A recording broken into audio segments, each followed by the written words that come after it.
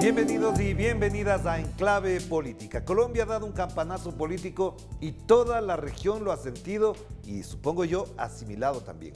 No se trata de una elección más como fueron las tres últimas en este país andino, y así tiene un eco más allá de sus fronteras, sobre todo en Estados Unidos, país con el que Colombia tiene fuertes nexos militares y diplomáticos. No olvidemos que Juan Manuel Santos incluyó a su país en la OTAN, para decirlo poco. Pensemos entonces qué significado tiene en la geopolítica regional una presidencia de Gustavo Petro y Francia Márquez. Para eso hemos invitado al analista e investigador Camilo Molina. Camilo, qué gusto tenerte de nuevo por acá. ¿Cómo estás? Gracias, Orlando. Y bueno, saludo a la audiencia y pues muy contentos también con el resultado que ha pasado. Sorpresivo hasta cierto punto, más bien tenso, pero creo que marca una esperanza y una luz nueva para el país. Y ya después de la emoción, del impacto de la noticia, de escuchar los discursos, sí hay un dato que es muy revelador. Petro gana con el 50,4%, es decir, no es un triunfo abrumador, es apenas un poquito más allá de la mitad, lo cual estaría diciendo que Colombia, más allá de la emoción, sigue polarizada. Sí, bueno, Colombia ha estado polarizada y creo que ese dato es importante revisar porque aunque tiene un poco más del 50%, el otro candidato tampoco es que ha llegado al 49% exactamente, ¿no? O sea, hay un margen de distancia de cerca de 1 millón de votos que muestra, yo creo que muestra algo importante, y es que por primera vez un candidato, llamémoslo progresista o de izquierda, logra superar el umbral de los 10 millones, llegar hasta los 11 millones y además sumar a votantes del centro, de la izquierda, y yo creo que eso es lo que es importante. Yo sé que hay polarización, Petro ayer lo mencionaba, ¿no? Hay dos Colombias, y lo tuvimos en las anteriores elecciones, fue una votación muy reñida en la primera vuelta, en la segunda vuelta también fue un poco más holgada para el actual presidente, pero creo que el mensaje de Petro es el que tenemos que recalcar, ¿no? Es un mensaje conciliador, es un mensaje que se dirigió a toda la nación, él reconoce que existen estas dos Colombias, que va a gobernar para todos y que va a gobernar con una reconciliación, con la paz, como un horizonte. Entonces, creo que hay que estar muy atentos al programa de Petro y a su mensaje, ¿no? Es que es el que tenemos que tener todos. Pero Camilo, a ver, para poner en contexto esta situación, obviamente el mensaje de Petro, como tú mencionas, es el de la vida, es el de la reconciliación, de la unidad, etcétera. La pregunta que se haría a alguien que no ha estado pendiente del proceso colombiano es, ¿cómo se llega a esto? ¿Por qué es posible que un candidato de izquierda, un exguerrillero del M-19, una mujer afrocolombiana como Francia Márquez lleguen al poder? Porque tradicionalmente parecería que, no solamente en Colombia, obviamente, siempre llegan las élites y el establecimiento colombiano ha sido racista, xenófobo, excluyente y además discriminador con personas como Francia y como Petro. Sí, claro, no, por eso decía yo que es una sorpresa por el contexto en sí mismo de lo que significa, primero, que un candidato de izquierda llegue por primera vez en la historia de Colombia, ¿cierto? Desde su fundación. Digamos, ha sido un país bipartidista donde siempre que ha habido una tercera alternativa o una búsqueda, ha acabado en un magnicidio o incluso en masacres completas a partidos políticos, ¿no? Anoche estábamos justo con un grupo de compañeros colombianos acá en el país celebrando y recordábamos, digamos, cuántos han muerto. También estuve en el discurso ayer de Francia, estando a punto de ganar, ¿no? El mismo M-19 estuvo a punto de ganar con Pizarro y a unos pocos, casi días, ¿no? De la elección, hubo este magnicidio y uno puede hacer todo el recorrido de Jaime Pardo Leal, Bernardo Jaramillo o de otros partidos, ¿no? El mismo Gaitán en su momento, Galán, Gómez Hurtado, es decir, Colombia se ha encargado de cerrarle el camino a cualquier otra alternativa. Creo que lo primero que hay que decir es el milagro de que tanto Gustavo Petro como líder, como Francia Márquez, lideresa social, hayan llegado vivos a este punto. Y eso ya yo creo que claro. Eso es algo importante porque nos muestra un cambio, por las razones que sea, que es muy difícil de entender, ¿no? ¿Por qué pasó eso en Colombia? Muestra una nueva apertura. Creo que eso es lo primero que hay que ver.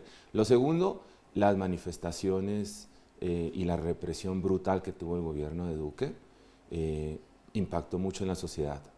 Yo sí creo, nosotros aquí en Quito, nunca en mi vida recuerdo, yo vivo ya casi 25 años, haber salido 15 días a marchar frente a la Embajada de Colombia, y sé que lo hicieron en muchas embajadas, y pasó en Colombia.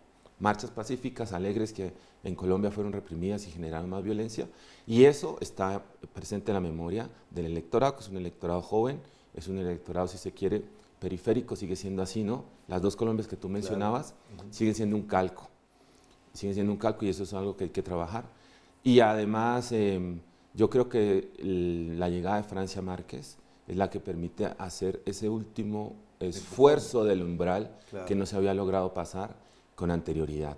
Yo sí creo que esa votación casi de 900.000 votos que tuvo ella en las primarias, llamémoslo así, realmente mostraron que ahí hay una fuerza social que se suma a la fuerza política que ya tenía Gustavo Petro. Pero además es un proceso en el que también, como tú mencionas, hay una agenda que se va posicionando en el imaginario de la gente, en el debate público. Es la agenda feminista, es la agenda LGBTQI, está la agenda ecologista y también está la agenda de la paz, que ya efectivamente está en todas las voces, pero no se aplica. Si todo esto ha constituido la posibilidad y la explicación del triunfo, ¿cómo se entiende la personalidad de Petro, tomando en cuenta que sobre él ha empezado una serie de estigmatizaciones por su pasado político, por su presencia en la alcaldía de Bogotá?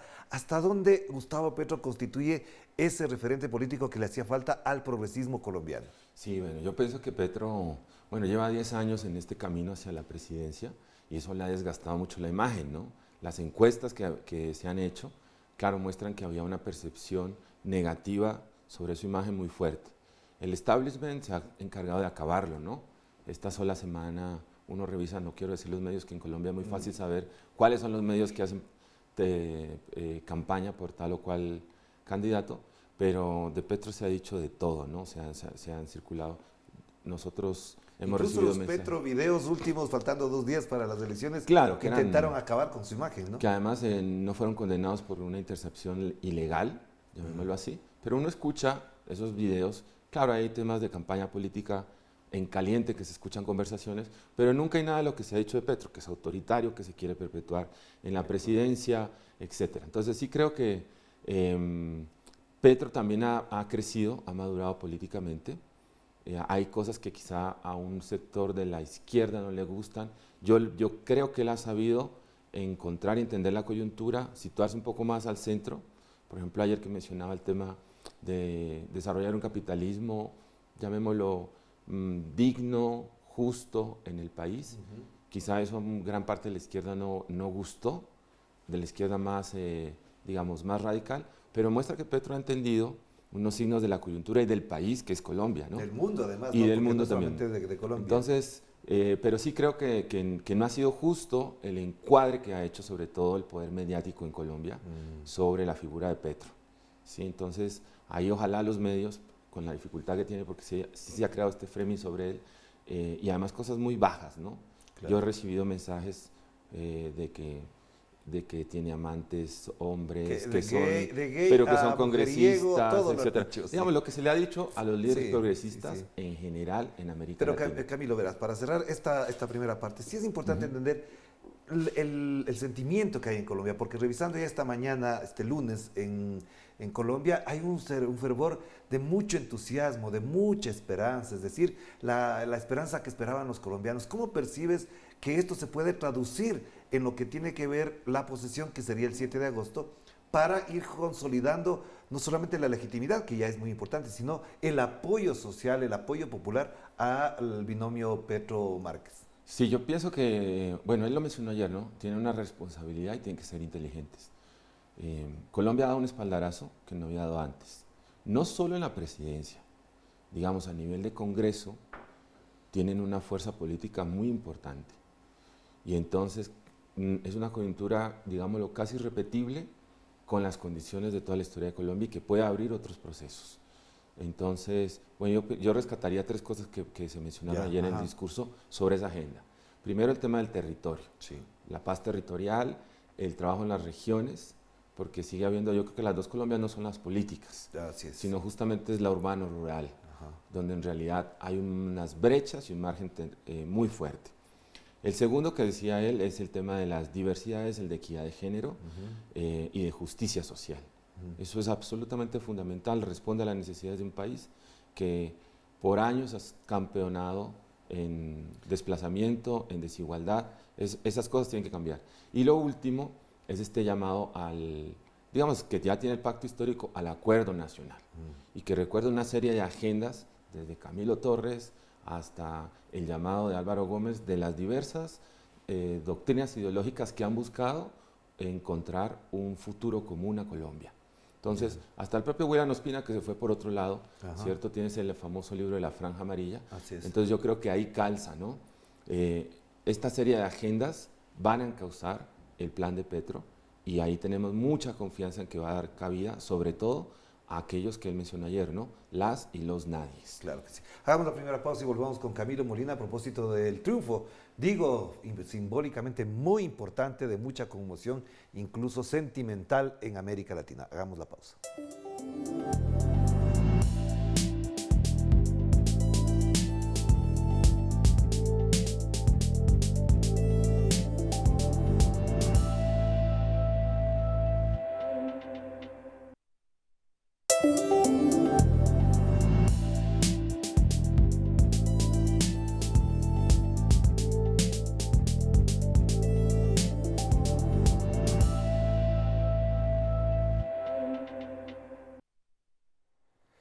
Estamos de vuelta aquí en Clave Política y volvemos con Camilo Molina. Camilo, una de las cosas que en la perspectiva política de Colombia es que, por ejemplo, la Constitución del 91, todo eso durante todo este tiempo no ha sido aplicable. Entonces uno se pondría a pensar que lo que tiene a la mano es efectivamente hacer realidad esa Constitución del 91 de Colombia. Con esa Constitución se puede hacer un plan, no de izquierda precisamente, sino un programa democrático. ¿Hasta dónde el marco jurídico que tiene Gustavo Petro le permitirá gobernar en lo que acabo de mencionar? Sí, bueno, él lo mencionó varias veces, ¿no? Cuando se decía que quería modificar la Constitución, etcétera, dijo, nosotros somos hijos de la Constitución, de un proceso y la vamos a reafirmar. Que de paso te menciono, esa Constitución del 91 es bien estimulada y forjada por los ex militantes del M-19 también en su momento. Claro, porque precisamente surge del año 90, que fue un año trágico, creo, en la memoria colombiana, que resume varios de los magnicidios, de los incumplimientos de los pactos de paz que ya existían y además que entremezclaba esta, llamémoslo así, esta entrada del narcotráfico al Estado y la búsqueda de una solución digna. Y que surgió con este llamado de la papeleta, llamémoslo así, de una búsqueda de un orden institucional. Yo pienso que ahí están los principios consagrados. Hay cosas que se han ido cumpliendo y ese es el marco jurídico que tiene Petro. No veo una dificultad. Yo pienso que va a ser una persona, un presidente que va a ser fiel a esa Constitución y que le va a dar todas las garantías por primera vez. ¿Y la oposición cómo se puede comportar en función de eso? Porque uno es del llamado, pero otro es la aplicación. Ya vimos lo que decía Fico Gutiérrez en su mensaje de felicitación.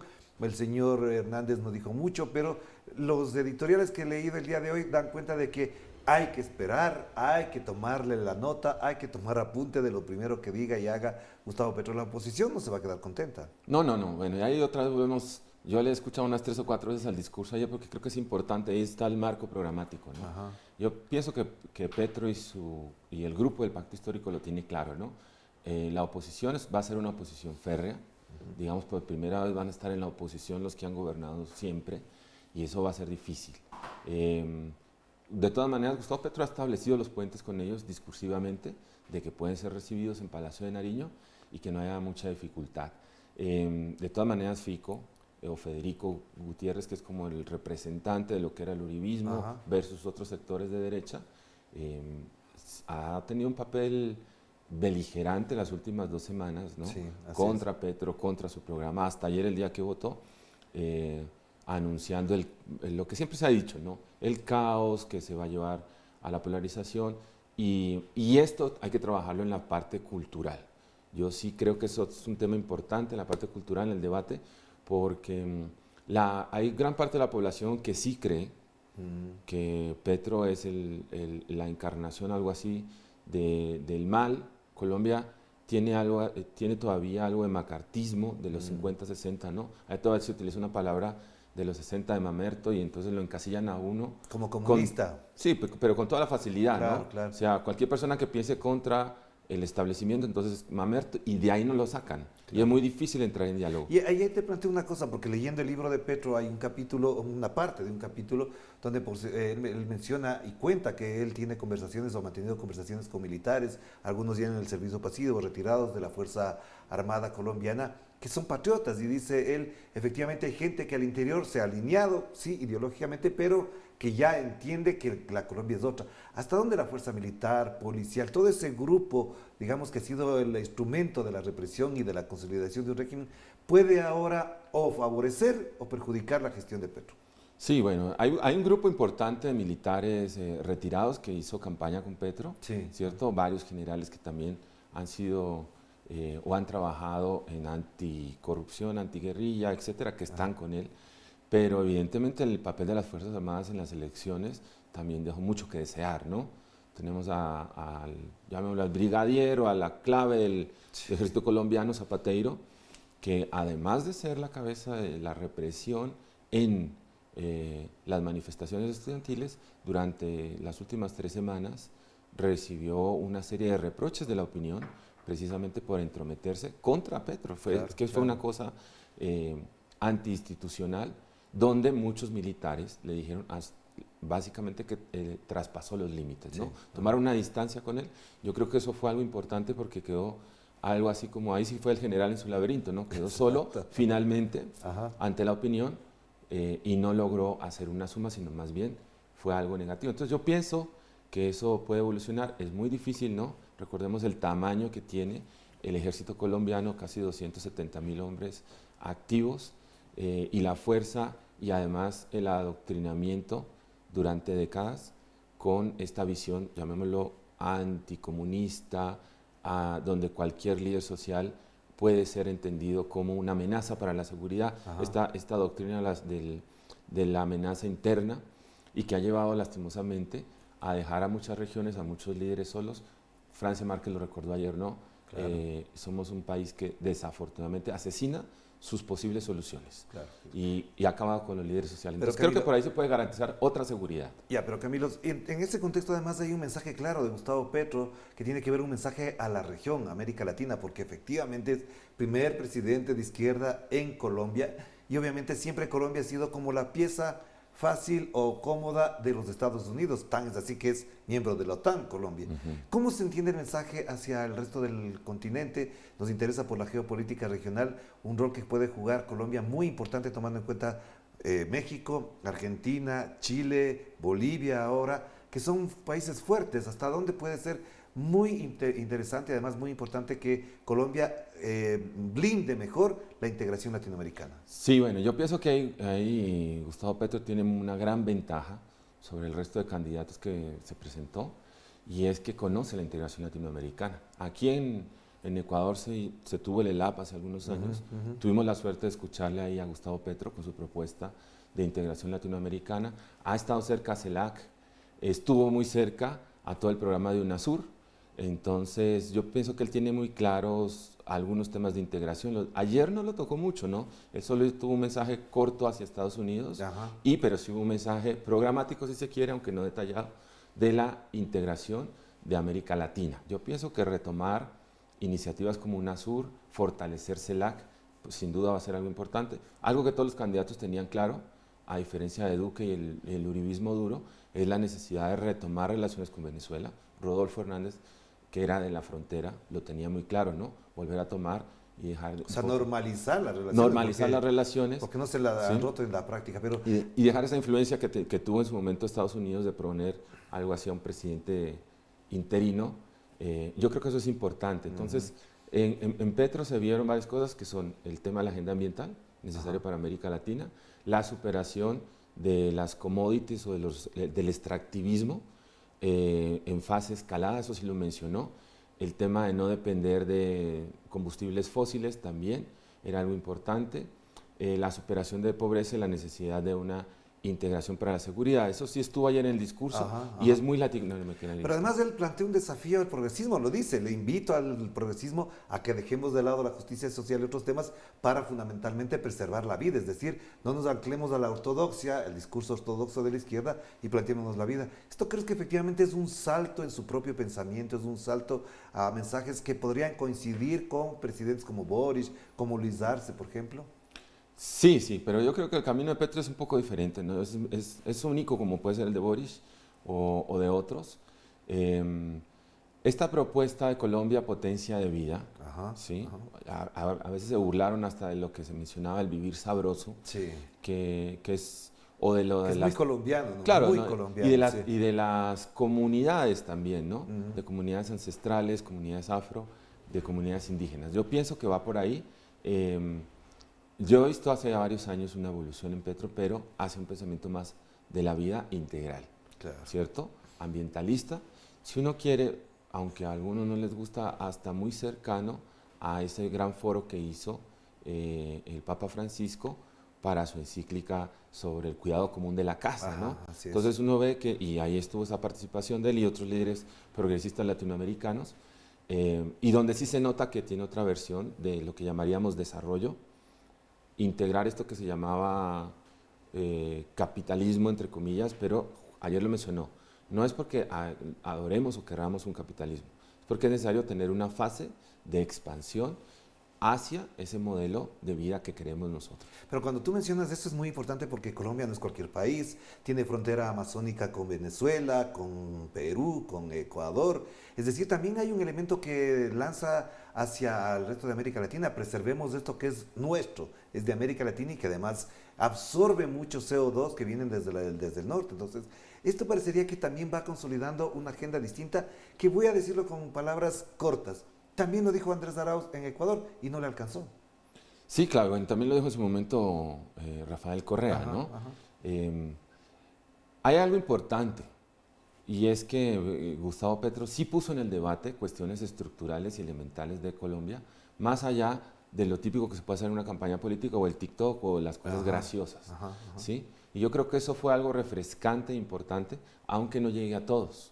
Por ejemplo, el tema de las emisiones de carbono, la necesidad que como América Latina, que son propuestas que ya existen, ¿no? Sí, sí, Desde Río, de la necesidad de negociar internacionalmente como región la búsqueda de fondos internacionales que ayuden a la preservación ambiental, la necesidad de la superación de la pobreza, por ejemplo, para no extender la frontera agrícola, la necesidad de tener una migración no más controlada, pero sí más humana en la región, la necesidad de mirarnos hacia nosotros, hacer enclaves o cadenas productivas internas. Eso está en el programa de gobierno de Petro y creo que ayer lo mencionó también, ¿no? Entonces, hay muchos elementos que hay que Pero se choca con intereses muy fuertes de Colombia, petroleros, mineros, cafetaleros, perdón, y además, obviamente, todo lo que tiene que ver con el narcotráfico. Claro, y la ganadería, ¿no? Que tienen poder. Sí, por supuesto. Bueno, Petro recordó algo que no es solamente de él, ¿no?